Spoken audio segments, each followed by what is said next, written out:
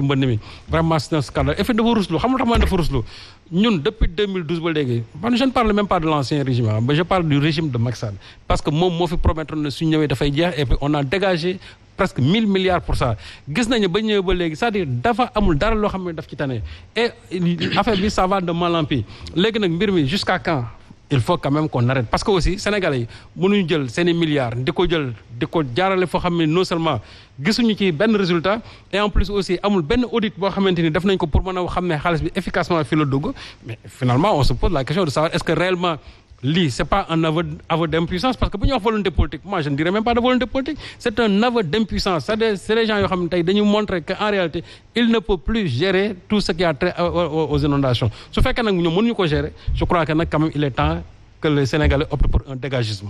ni ko Serigne Saliou waxee Omar est-ce que du aveu d'échec boo xamante ne tey le président de la République wala pouvoir bi moom la ñu war a taxaw wax ko askan wi wala boog loolu la askan wi gis bu ñu gisee ne waxoon na audit boo xam ne amul suivi mais également ni ñu ko waxee li ñu ci def ci ay promesses ak xaalis boo xamante ne kenn gisu ko ci ndox mi. xam nga Macky mënul am ministre boo xamante ne du def lu ko neex lay def c'est quelqu'un qui ne sanctionne pas depuis qu'il est à la tête de ce pays.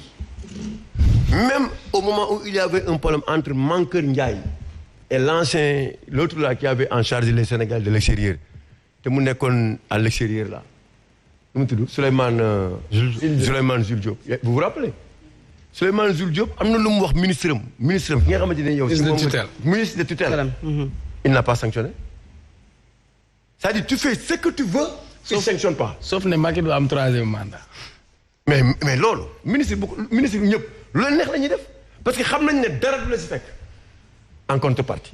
donc lu neex ngay def tey président li mu waroon def tey bu toogee fële au palais ne leen nañ def évaluation par rapport à la première phase amul ñu ngi teel a dugg ci 2e phase te 15 milliards yi c'était pour un plan d'urgence c'était pas prévu pour le projet pour la 2e phase du projet. La 2e phase du projet c'est 80 milliards qui sont déjà sur place et quand la Banque mondiale sort de l'argent du la jox da lay jox tey tant de milliards soo mu jox li de Banque mondiale da lay jox xaalis bi yëpp ne la mi ngi nii nga def nag exécution 2e phase bi génn na pour 80 milliards pour ñu jëm si fan la xaalis bi di jëm lan lañ ci def c'est un problème li ñuy dund nii mënul continuer. Vraiment. Ces cas de situation ou des inondations regarde BRT bi actuellement tuyaux yi fa nekk mais tuyaux yi mën nga ci faral gis ngeen di tuyaux yi nekk foofu qu'est-ce qui les empêche de les trouver ces tuyaux là est-ce que gis nga ci BRT bi tuyaux yi nekk foofu yi ñuy teg foofu am na ngan di tuyaux mais tuyaux yooyu duñ ko yóbbu Kër Massar tuyaux yooyu duñ ko yóbbu Sangalkam duñ ko yóbbu Pikine duñ ko yóbbu feneen pour régler définitivement mais toujours on règle un problème de manière conjoncturelle c'est pas possible. Aujourd'hui, regarde ce qui se passe à Rufisque, dame. Un canal où l'essentiel des eaux pluviales fallait y aller.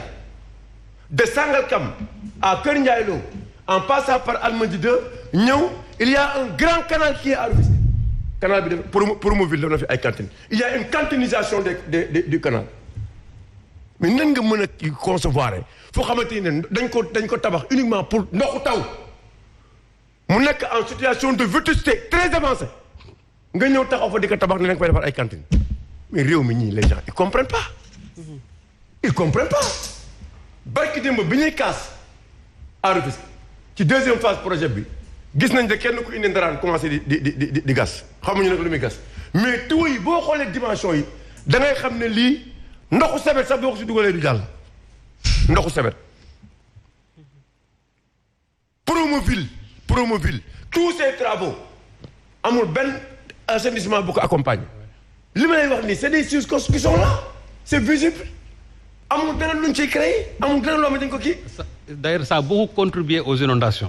Ça a beaucoup contribué. Aux inondations. Exactement fu mu nekk nii travaux yi ngay gis yi ñuy def nii yëpp dañuy contribuer dañuy yokk inondation yi sans compter maintenant un réseau d'assainissement saturé parce que quand tu construis des cités à n'en plus finir de nouvelles habitations mais sans pour autant mu accompagner ko par un réseau d'assainissement mais réseau d'assainissement existant bi bu si gars yi defee connexion mais day saturé mooy indi refoulement yi dans les maisons ndoxu kii foos yi nga gis nañ ñuy ball si biir kër yi te loolu la ñuy dund pour des maisons qui coûtent 100 millions ou 200 millions. Moi je pense que il nous faut un État responsable à tous les niveaux. On ne peut pas continuer à sortir des milliards à trouver de l'argent avec des partenaires financiers alors que sur le terrain à chaque fois qu'on nous parle de milliards boo ñëwee tu constates comme quoi le travail n'a pas été fait. yooyu aussi. nañu si dimbali. jafe-jafe la alors. jafe-jafe la. daloo bi nekk fii Tëngéej si presse gis nga ko. waaw mais urbanisme Serigne Saliou cadastre domaine gis nga ñetti structure yooyu dañu war a def une plainte contre ñoom. ah oui. mën nañoo seddoo suuf de. plainte. fi laa wooyee c'est-à-dire man mënuma concevoir nga ñëw xam ne fii amul assainissement fii amul lotissement fii amul dara ñu defal la avis favorable pour ta construction attribuer le terrain ne la demal tabax fële te amul yenn aménagement boo xamante ni moo ni sëñ Saliou plan d'aménagement bi gars yi respecté wuñ ko. y a rien yooyu c'est des choses yoo xamante ni ça ne peut pas continuer. fii ndox mi di jàll fii daloo bi à Tëngéej Rufisque fii Cyprès dama doon def nii dama lay wan image yi. c'est-à-dire honorable député il faut nga ñëw fa parce que député nga aussi il faut nga jël sa oto bii dama lay attaqué da nga jël sa oto teg sa carburant mu nga ñëw ma wan la. oui. c'est-à-dire fii ndox mi di jaar muy daloo bi fii ndox mi di jaar. ndox kii bi dañ ko jël fatt ko C3S moo ko corté bu Serigne Seck moo ko fatt ndox eau pluviale bi waroon génn si kaw yëpp mu tabax fa ba pare fatt ko préfet di ko gis le maire di ko gis le gouverneur di ko gis le ministre Macky Demba est venu il a vu personne n'a osé piper mot. c'est pas sérieux. pour porter préjudice à 100 maisons kër gu nekk lu muy jar mat na 90 millions. tu te sacrifies personne ne dit rien mais quand même yooyu bu ñu leen waxee ne ñii nañ fi jóge mais c'est normal parce que lépp lu ñu warlu ak ñoom jox nañ leen ko. maintenant population yi aussi nañu jël seen i dispositions. ñu xam li ñuy voté de c'est important de. parce que nag dama lay wax benn affaire de on a beau parler mais c'est les populations qui décident. oui non franchement ah. xaaral ba financement yi. c'est les populations qui décident. doo xam lu ñuy def. donc c'est les populations qui décident. waruñu mën a tey. oui. di tabax n'importe comment aussi. oui. n'importe comment dans les maisons là.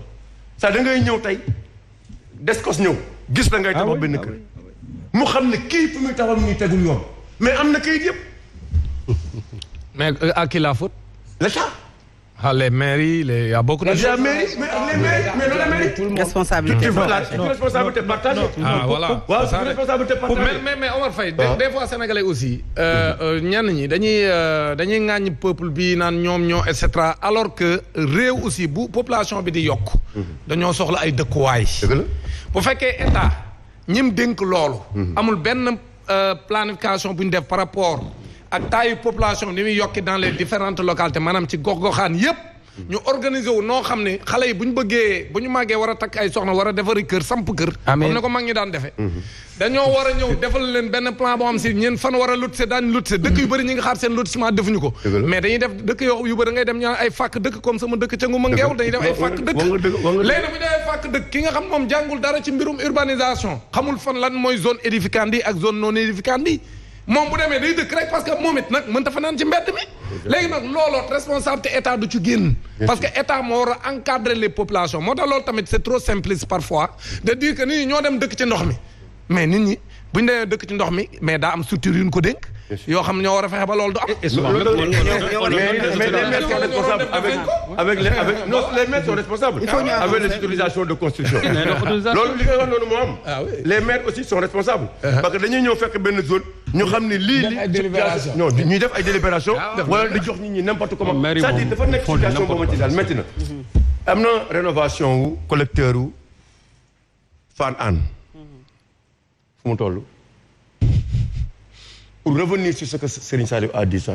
Sur les scandales, sur les transactions et honorables députés, je vous invite à y participer. Il faut y aller. Le collecteur où on demandait un financement de 80 milliards ñu génn ne ko jël projet bi jox ko fu mu toll. collecteur boobu nga xamante ni kii Serigne Saliou xam na kooku conséquences mu créé à ce niveau. donc dafa bëri xaalis bu ñuy génnee te ba pare gisuñu dara. te kenn du sanctionné. loolu leer na Omar alors Cheikh Omar. mbiru inondation yi également daf ci am ñoo xam ne seen responsabilité souvent population bi dañu koy wax te dégg nañu fii ci sunuy antenne population bu wax ne gisuñu assistance des autorités bu ñu ko waxee nag autorités locales yi la bokk na ci maire yi nga xam ne jàpp nañu ne inondation bokkul ci seen ay compétences mais est-ce que waruñu di secourir les populations bu ñu nekkee ci jafe-jafe yu mel nii. non man moom ci li ma jàpp compétence du ci texte yi. quand tu es maire tu gères la proximité. sa askan ñoom nga nekkal jafe-jafe bu ñu nekk da nga ci war a nekk ak ñoom mais bu ñu xoolee ci texte Sénégal dafa am lu ñuy wax compétence générale. loolu dafa nekk loo xam ni mairie moom lañ ko war a jagleel mais Sénégal rek ngay gis assainissement du compétence collectivité locale loolu moo nekk ci suñu ay texte par exemple mbalit muñ tuur si boppu koñ bi sa koñ bi nga dëkk mbalit muñ fa tuur noonu mairie bi nekkatul ci compétence am parce que dindi nañ ko créer UCG assainissement dindi nañ ko boo dee maire ci sa budget amoo rubrique booy bind assainissement ça veut dire que parfois dañuy